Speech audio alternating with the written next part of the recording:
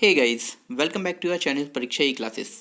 आज की इस वीडियो में हम डिस्कस करेंगे विस्मयादि बोधक अव्यय के बारे में। देखिए, शब्दों को विकार के आधार पर दो भागों में बांटा गया है, विकारी और अविकारी शब्द। विकारी शब्दों में संज्ञा, सर्वनाम, विशेषण और क्रिया शब्द आते हैं, जिनमें हम विकार उत्पन्न कर सकते हैं। लेकिन अविकारी में क्रिया विशेषण, संबंध बोधक, समुच्चय बोधक और विस्मयादि बोधक शब्द आते हैं, जिनमें विकार उत्पन्न नहीं किया जा सकता। विकारी शब्दों और अविकारी शब्दों से संबंधित सभी टॉपिक की वीडियोस आपको चैनल पर बने हुए प्लेलिस्ट में मिल जाएगी। सामान्य हिंदी के नाम से आपको प्लेलिस्ट बनी हुई मिलेगी चैनल पर। आज का ये जो विस्मयादि बोधक अव्यय है, ये अंतिम भाग है, 8वां। इसे हम हिंदी की पार्ट ऑफ स्पीच भी कहते हैं। इसका जो 8वां भाग है विस्मयादि बोधक अव्यय, इसके बारे में आज हम इस वीडियो में डिस्कस करने वाले हैं।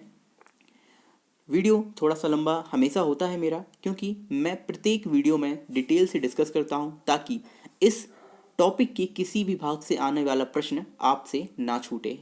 ये वीडियो आपके स्टेट एग्ज़ाम्स और जहाँ पर भी सामान्य हिंदी एक विषय के रूप में आता है कॉम्पिटिटिव एग्ज़ाम में, इसके साथ ही आपका 10th और 12th में जो भी पार्ट ऑफ स्पीच आपकी आती है हिंदी में, उन सभी के लिए ये वीडियो आपका लाभकारी हो सकता है। चलिए देखते हैं। सबसे पहले जानेंगे विस्मयादि बोधक अव्यय क्या होता है। तो देखिए, ऐसे वाक्य या शब्द, ऐसे शब्द जो वाक्य में आश्चर्य, हर्ष, शोक, घृणा आदि भाव व्यक्त करने के लिए प्रयुक्त होते हैं, वे विस्मयादि बोधक कहलाते हैं। ऐसे शब्दों के साथ विस्मयादि बोधक चिन्ह का प्रयोग किया जाता है। ये विस्मयादि बोधक का चिन्ह होता है और विस्मय का सीधा शुद्ध अर्थ होता है आश्चर्य। देखिए, ये कौन कौन से शब्द होते हैं। ये होते हैं अरे, ओह, शाबाश, काश आदि। ये जो शब्द हैं 4, ये हमारे विस्मय शब्द या विस्मयादि बोधक शब्द कहलाते हैं। उदाहरणों में इनके प्रयोग को देख लेंगे। अरे, आप कौन हो। तो देखिए, कौन हो के बाद आपको जो ये विस्मय चिन्ह दिख रहा है, यही हमारा विस्मयादि बोधक अव्यय कहलाता है। अगला उदाहरण है, हे राम, यह कैसे हुआ। तो ये कैसे हुआ के बाद ये जो दिख रहा है, यही हमारा विस्मय चिन्ह होगा। इसी तरह धिक्कार है तुम्हें, यहाँ पर तुम्हें के बाद ये यूज हुआ है। और हाय, मुझे देर हो गई, यहाँ गई के बाद इसका प्रयोग किया गया है। अब जानेंगे विस्मयादि बोधक अव्यय के कितने भेद होते हैं। तो देखिए, विस्मयादि बोधक अव्यय के कुल 11 भेद होते हैं। टोटल 11 भेद होते हैं। देख लेंगे, शोक बोधक, तिरस्कार बोधक, स्वीकृति बोधक, विस्मयादि बोधक, संबोधन बोधक, हर्ष बोधक, भय बोधक, आशीर्वाद बोधक, अनुमोदन बोधक, विदाश बोधक और व्यवस्था बोधक। ये 11 टोटल प्रकार होते हैं विस्मयादि बोधक अव्यय के। अब हम इनके बारे में एक एक से जानेंगे। सबसे पहले है शोक बोधक अव्यय। तो देखिए, जहाँ वाक्य में हे राम, जहाँ पर शोक हो, आप जान सकते हैं शोक प्रकट किया जाए, बाप रे बाप, ओह, उफ, हाँ, ये जो शब्द आते हैं वहाँ पर शोक बोधक अव्यय होता है, विस्मयादि बोधक अव्यय होता है। और इन शब्दों से शोक की भावना को क्या व्यक्त किया जाता है। देख लेते हैं कुछ उदाहरण। जैसे पहला उदाहरण है, हे राम, ये ऐसा मेरे साथ ही क्यों होता है। तो ये दुख हुआ ना, यहाँ पर शोक हो रहा है किसी चीज़ का, इसलिए यहाँ पर हम बोल रहे हैं हे राम। अगला है, बाप रे बाप, अब मेरा क्या होगा। यानी ये दुख है ना यहाँ पर, बाप रे बाप, अब मेरा क्या होगा। अगला, हाय, नाना जी चल बसे। ये दुख की बात है ना कि नाना जी चल बसे, तो यहाँ पर आपका शोक बोधक हो जाएंगे ये सभी अव्यय। अगला है, ओह, मैं ये शब्द नहीं कर सकता। यहाँ पर भी ये शोक के रूप में प्रयोग किए जाते हैं। ठीक है, ये उदाहरणों में आप देख रहे हैं कि हे राम, हाय, ओह, इन शब्दों का प्रयोग किया गया है और इन शब्दों से दुख या फिर शोक की भावना को व्यक्त किया जाता है। ठीक है, अगला पार्ट देखेंगे विस्मयादि बोधक अव्यय का, तिरस्कार बोधक। ऐसे शब्द जिनसे आपको तिरस्कार की भावना का पता चले, यानी कोई आपका तिरस्कार कर रहा है, अपमान कर रहा है। देखेंगे वो शब्द कौन से होते हैं। छी, थू थू, धिक्कार, हट, धिक, धत, चुप। इन शब्दों का जहाँ पर भी प्रयोग किया जाता है तो ये शब्द तिरस्कार बोधक कहलाते हैं। इनके प्रयोग देखेंगे। देखिए कैसे, छी, कितनी गंदी जगह है ये, यानी किसी गंदी जगह को देखकर एक घृणा का भाव होता है, तिरस्कार का भाव आता है। तो यहाँ पर ये तिरस्कार बोधक अव्यय हो जाएंगे। अगर तुम यह भी नहीं कर सके तो धिक्कार है तुम पे या तुम पर। तो यहाँ पर देखेंगे विस्मय का चिन्ह यूज किया है। ये तो आप आसानी से किसी भी वाक्य में पहचान लेंगे जहाँ पर इस चिन्ह का प्रयोग किया जाएगा, परंतु आप डिटेल में पढ़ रहे हैं तो यहाँ पर तिरस्कार की भावना है ना, धिक्कार है तुम पर, यानी तिरस्कार ही तो किया जा रहा है। चुप, लगता है कोई आ रहा है, ये भी है ना, या इसी इस तरह से कहते हैं, चुप, ज़्यादा मत बोलो। तो यहाँ पर तिरस्कार किया जा रहा है, आपको डांटा जा रहा है, डपटा जा रहा है, तो यहाँ तिरस्कार बोधक की भावना का हमें पता चल रहा है। सेम इसी तरह आप देख सकते हैं अगला जो भाग है स्वीकृति बोधक, यानी किसी भी ऐसे शब्द जिनसे आपको स्वीकृति दी जाए, बातों में शब्दों में स्वीकृति प्रदान की जाए। किस तरह से? जब अच्छा, ठीक, हाँ, जी हाँ, बहुत अच्छा, जी, ये जो शब्दों का प्रयोग जिन भी वाक्यों में किया जाता है वहाँ पर स्वीकृति बोधक अव्यय कहलाता है या आता है। इनसे हमें स्वीकृति की भावना का क्या होता है? बोध होता है। अतः ये स्वीकृति बोधक कहलाते हैं। कुछ उदाहरण देखेंगे इसके। देखिए, अच्छा फिर ठीक है, फिर ठीक है, आपने किसी को कोई बात बताई तो वो आपसे सहमति जताने के लिए कहेगा अच्छा फिर ठीक है। अगला एग्जाम्पल देखेंगे, उदाहरण, तुम यही चाहते हो तो फिर ठीक है, यानी आपने किसी को सलाह दी, वो आपसे बोलेगा तुम यही चाहते हो तो फिर ठीक, यही सही, ठीक है। आप अगला उदाहरण देखेंगे, जी हाँ मैं वही बंदा हूँ, मैं ही वह बंदा हूँ, ये भी बोल सकते हैं। जी हाँ, यानी आपने स्वीकृति दी ना, कोई आपसे कंफर्मेशन करवाना चाह रहा था, आपने स्वीकृति दी, जी हाँ मैं ही वह बंदा हूँ। इस तरह से अगला जो पार्ट हो जाएगा विस्मयादि बोधक अव्यय का संबोधन बोधक अव्यय।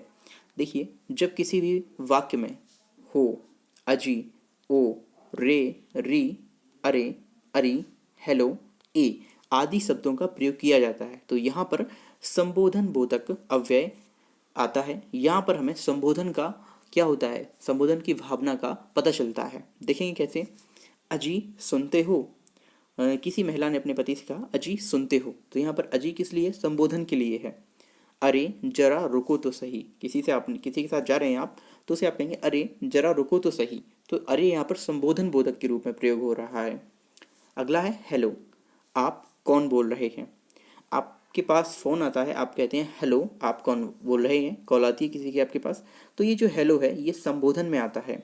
तो इन उदाहरणों में आपको ये जो अजी, हरे और हेलो शब्द दिख रहे हैं ये संबोधन का पर्याय हैं, यानी संबोधन का हमें भाव दिखाते हैं। यहाँ पर संबंध बोधक अव्यय प्रयुक्त किया गया है। विस्मयादि बोधक अव्यय का जो अगला टाइप है वो है हर्ष बोधक अव्यय। देखेंगे, जब किसी भी वाक्य में वाह वाह, धन्य, अति सुंदर, आहा, शाबाश, ओह इन शब्दों का प्रयोग किया जाता है तो ये जो शब्द हैं ये हर्षबोधक अव्यय कहलाते हैं। देखिए, इन शब्दों के यूज से हमें हर्ष की भावना का पता चलता है और हर्ष की भावना इनसे हम प्रकट कर सकते हैं। उदाहरण देखेंगे कुछ। तो पहला उदाहरण है आहा यह बहुत अच्छा हुआ। यदि कुछ अच्छा घटित हो जाता है तो हम कहते हैं आहा यह बहुत अच्छा हुआ। अगला उदाहरण, शाबाश तुमने यह कर दिखाया। आप किसी व्यक्ति ने कोई एग्ज़ाम पास कर लिया है, कोई भी ऐसा काम कर लिया जो थोड़ा कठिन है, तो आप कहते हैं शाबाश तुमने यह कर दिखाया, ये खुशी दिखाता है। अगला, वाह ये तो किसी अजूबे से कम नहीं। कोई आपने विस्मय वस्तु देख ली, कोई आपने विस्मय कार्य देख लिया तो आप वहाँ बोलते हैं वाह ये तो किसी अजूबे से कम नहीं। तो इन एग्जाम्पल्स में आहा, शाबाश और वाह इन शब्दों का जो यूज किया गया है ये हर्ष प्रकट करते हैं, इसलिए यहाँ पर हर्ष बोधक विस्मयादि बोधक अव्यय होगा। अगला टाइप देखेंगे विस्मयादि बोधक अव्यय का, भय बोधक। जब आपको किसी भी वाक्य में बाप रे बाप, ओह, हाय, उई माँ, त्राही त्राही इस तरह के शब्दों का प्रयोग दिख जाए तो वहाँ पर भय बोधक अव्यय होता है। और इन जो शब्द हैं, ये जो शब्द दिए गए हैं, इनसे डर की भावना व्यक्त होती है, डर की भावना का पता चलता है। उदाहरण देखेंगे कुछ। पहला उदाहरण, हाय अब मेरा क्या होगा, यानी आपने कुछ गलती कर दी तो आप कहते हैं हाय अब मेरा क्या होगा, यानी आपकी डांट पड़ने वाली है, तो इस तरह से आप बोलते हैं तो भय होता है ना आपको, तभी तो आप इस तरह से बोल रहे हैं। अगला उदाहरण है, उई माँ बहुत जोर से दर्द हो रहा है। यदि आपको चोट लग जाती है या एकदम से आप गिर गए तो आपको दर्द होता है, तो ये दर्द के कारण जो भय उत्पन्न होता है ना, उसमें आप बोलते हैं उई माँ बहुत जोर से दर्द हो रहा है। अगला उदाहरण है, बाप रे बाप इतना बड़ा सांप। देखिए, बाप रे बाप ये जो शब्द है ये सांप को देखकर निकला ना, सांप से आपको क्या लगता है, सांप से आपको लगता है डर, तो डर के कारण बाप रे बाप शब्द आपके मुंह से यकाक निकल आता है। तो ये हमारा हाय, उई माँ, बाप रे बाप ये भय का बोध कराते हैं ये शब्द, इसलिए यहाँ पर भय बोधक विस्मयादि बोधक अव्यय पाया जाता है। विस्मयादि बोधक अव्यय का जो अगला टाइप है वो है आशीर्वाद बोधक, यानी ऐसे शब्द जो जैसे कि जीते रहो, खुश रहो, क्या होंगे? जीते रहो, खुश रहो, सदा सुखी रहो, दीर्घायु हो। जिन भी वाक्यों में ऐसे शब्दों का प्रयोग किया जाता है वहाँ पर आपको क्या मिलता है? वहाँ पर आपको आशीर्वाद का भाव मिलता है। यानी जब आपको कोई आशीर्वाद देता है तो वहाँ पर इन शब्दों का वो क्या करता है? प्रयोग करता है। उदाहरण देखेंगे हम, सदा खुश रहो बेटा, यानी कोई आपको आशीर्वाद दे रहा है, सदा खुश रहो बेटा, दीर्घायु रहो। तो इस तरह से जो अगला उदाहरण होगा, जीते रहो, तुम्हें पुत्र, तुम्हें कामयाबी मिले। किसी को जब आशीर्वाद दिया जाता है तो यही कहते हैं ना बड़े लोग, जीते रहो पुत्र, तुम्हें कामयाबी मिले। तो यहाँ पर आशीर्वाद का भाव है ना, आशीर्वाद दिया जा रहा है, तो यहाँ पर आशीर्वाद बोधक विस्मयादि बोधक अव्यय पाया जाएगा। अगला जो टाइप है विस्मयादि बोधक अव्यय का, भेद कहेंगे, वह है विस्मयादि बोधक स्वयं में। जब किसी वाक्य में अरे, क्या, ओह, सच है, ए, ओह, वाह इत्यादि इन शब्दों का इस्तेमाल किया जाता है तो वहाँ पर विस्मय बोधक विस्मयादि बोधक अव्यय पाया जाता है। और इन शब्दों से हमें क्या? विस्मय यानी कि आश्चर्य की भावना का बोध होता है। देखेंगे, अरे यह क्या हुआ। अगला, अरे तुम कब आए? विस्मय हुआ ना, उसके आने पर आश्चर्य हुआ। अगला, क्या यह सच में बदल गया है? तो ये भी आपका विस्मय हुआ ना, अगर सच में बदला है तो आपको लगेगा क्या है, सच में बदल गया है। पहले आप उस व्यक्ति से मिले थे तब वो अलग तरह का था, अभी वो अलग तरह का है, तो आप कहेंगे क्या यह सच में बदल गया है। तो यहाँ पर विस्मय आपको हो रहा है। तो इन वाक्यों में इन शब्दों के प्रयोग से आपको पता चलता है विस्मय का, यहाँ पर विस्मयादि बोधक अव्यय पाया जाएगा। अगला जो भेद है विस्मयादि बोधक अव्यय का, उसको कहते हैं अनुमोदन बोधक। अनुमोदन दिया जाता है। देखिए किस तरह से अनुमोदन एक तरह से आपका सहमति प्रकट करता है। देखें कैसे, जब वाक्य में हाँ, बहुत अच्छा, अवश्य इन शब्दों का प्रयोग किया जाता है तो ये जो शब्द हैं ये अनुमोदन बोधक कहलाते हैं। और इन शब्दों से अनुमोदन की भावना का बोध होता है। कुछ उदाहरण देखेंगे ताकि आप अच्छे से समझ पाएं। पहला उदाहरण है, अवश्य तुम यह कर सकते हो। आप किसी को थोड़ा सा दिलासा नहीं कहेंगे इसको, आप किसी को बल दे रहे हो, अवश्य तुम यह कर सकते हो। अगला उदाहरण, बहुत अच्छा, अब आगे जाकर दिखाओ। यानी आप किसी को चैलेंज भी दे सकते हैं और एक तरह से बल भी दे रहे हैं कि बहुत अच्छा, अनुमोदन कर रहे हैं, उसका अनुमोदन दे रहे हैं, अब आगे जाकर दिखाओ। अगला उदाहरण है, हाँ हाँ हम जरूर मिलेंगे। किसी ने आपसे कहा हम मिलेंगे तो आपने कहा हाँ हाँ हम जरूर मिलेंगे, यानी उसकी बात को आप बल दे रहे हैं, उसकी बात का अनुमोदन कर रहे हैं कि हाँ हम जरूर मिलेंगे। तो इन तीनों ही वाक्यों में अवश्य, बहुत अच्छा और हाँ हाँ इन शब्दों का प्रयोग हुआ है और ये शब्द आपके अनुमोदन की भावना को दिखाते हैं, इसलिए यहाँ पर आपका अनुमोदन बोधक विस्मयादि बोधक अव्यय पाया जाएगा। इसका 10वां जो भेद है विस्मयादि बोधक अव्यय का, उसको कहते हैं विदास बोधक, यानी कि विदा करने वाला, विदा का जो बोध कराएगा। विदा कैसे? जब किसी वाक्य में अच्छा, अच्छा जी, टाटा इत्यादि शब्दों का इस्तेमाल किया जाता है तो ये शब्द हैं हमारे विदास बोधक कहलाते हैं, या इनको विदा बोधक भी कह सकते हैं। उदाहरण देखेंगे, टाटा अब हम जाते हैं। यानी जब आप किसी व्यक्ति से विदा हो रहे हैं, अलग हो रहे हैं, तो आप कहते हैं टाटा। इसी तरह अच्छा फिर मिलते हैं, जब आप किसी व्यक्ति से मिलकर जा रहे हैं तो आप उसे कहते हैं अच्छा ठीक है फिर मिलते हैं। या फिर आप कह सकते हैं अच्छा जी अब फिर कभी मिलते हैं। तो ये जो शब्द हैं टाटा, अच्छा और अच्छा जी, ये आपके विदा यानी कि आपको अलग करते हैं, विदा करना, विदा बोधक शब्द ये आते हैं। इसलिए यहाँ पर इन वाक्यों में विदास बोधक विस्मयादि बोधक अव्यय होगा। अंतिम भेद है विस्मयादि बोधक अव्यय का व्यवस्था बोधक अव्यय। कैसे?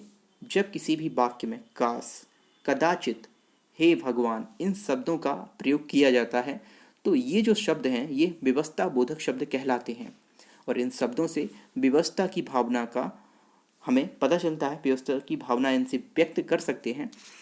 देखेंगे कैसे उदाहरण में, काश मैं भी यह कर पाता।